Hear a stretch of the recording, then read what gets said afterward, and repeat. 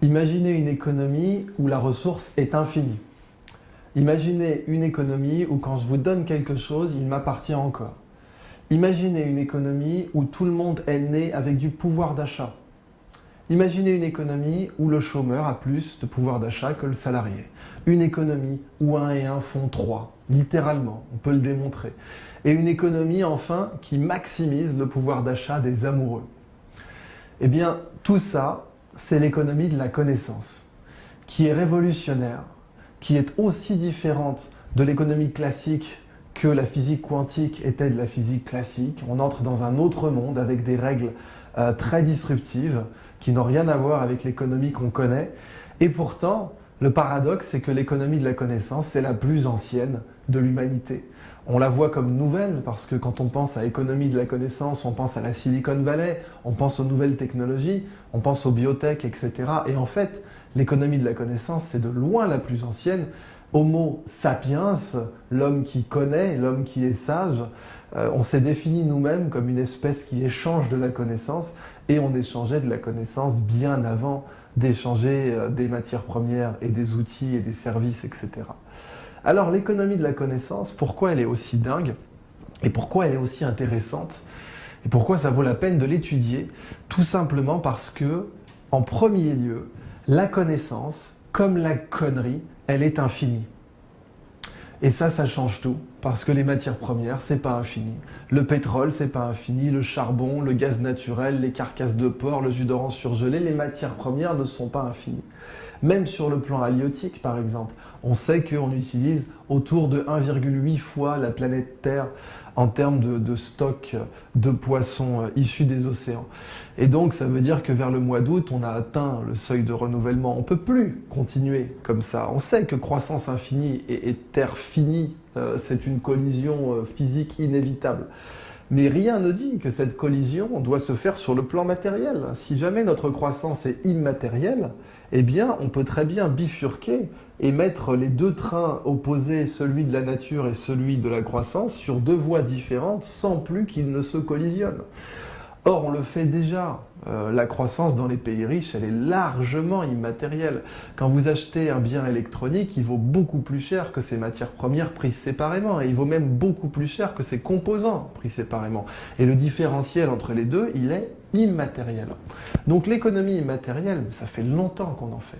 Simplement, quand on se rend bien compte que dans le monde immatériel, la croissance infinie est possible, on a une motivation géniale de faire de l'économie de la connaissance. Et c'est pour ça que Barack Obama a nommé comme secrétaire à l'énergie de son gouvernement, le pays qui consomme le plus d'énergie au monde par habitant, 2 geeks et non pas 2 experts en pétrole. D'abord Stephen Chu, prix Nobel de physique, et ensuite Ernest Moniz, qui est un autre geek, au lieu de nommer des experts en hydrocarbures. Et puis la Corée du Sud, le meilleur exemple selon moi, a eu un ministère de l'économie de la connaissance, tout simplement parce que la Corée du Sud, n'ayant pas de matières premières, n'a pas le choix, c'est innover ou mourir.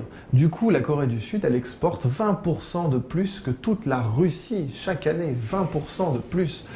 La Russie ayant 3 fois plus d'habitants et 171 fois plus de territoire. Et pourtant, la Corée exporte plus qu'eux. Ils n'exportent pas des matières premières, ils exportent de la connaissance. Eh bien, l'économie de la connaissance, elle a 3 règles de base. La première, c'est que dans l'économie de la connaissance, les échanges sont à somme positive. Qu'est-ce que ça veut dire? Si je vous donne 20 euros, ils ne sont plus à moi. Parce que si je vous donne 20 euros, ça fait moins 20 pour moi et plus 20 pour vous. Ça fait donc moins 20 plus 20 égale 0. On dit que c'est un échange à somme nulle. Mais si je vous donne de la connaissance, eh bien, elle est toujours à moi. Là, je donne de la connaissance dans cette vidéo, elle ne sort pas de ma tête. Donc, dans l'économie de la connaissance, quand on donne quelque chose, il nous appartient encore. C'est pas trivial du tout. La règle numéro 2, c'est que les échanges de connaissances ne sont pas instantanés. Et oui, les échanges de propriété, ils sont instantanés. 20 euros ou 20 millions d'euros, c'est une signature sur un chèque. Mais cette présentation, elle prend du temps. Si vous voulez télécharger la connaissance que je transmets là dans mon cerveau, ça vous coûtera du temps.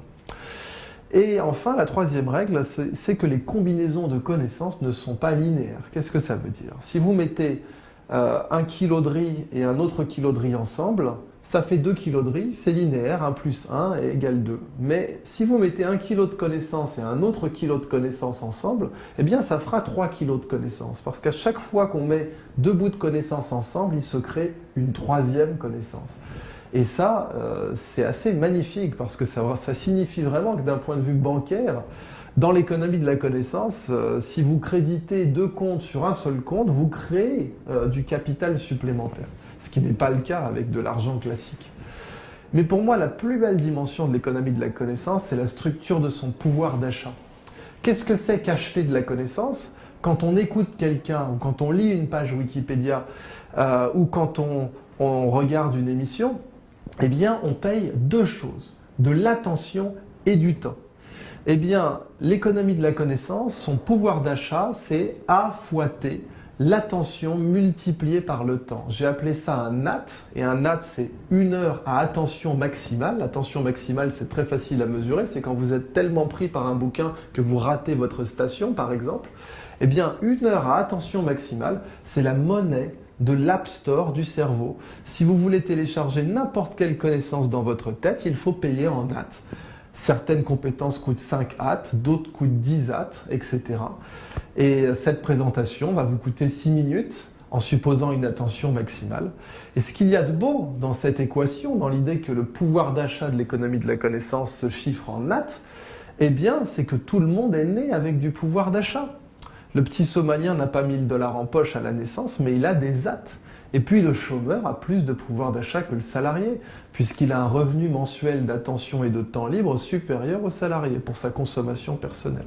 Et enfin, la plus belle dimension selon moi, c'est à quelles conditions on donne tous ses AT, à quelles conditions on donne toute son attention et tout son temps à une personne, par exemple, ça s'appelle l'amour. Eh bien, si vous êtes amoureux d'une connaissance, vous allez maximiser votre pouvoir d'achat dans l'économie de la connaissance, tout simplement parce que si vous êtes amoureux d'un domaine, vous allez dépenser vos AT sans compter. Et ça, l'école ferait bien de s'en inspirer.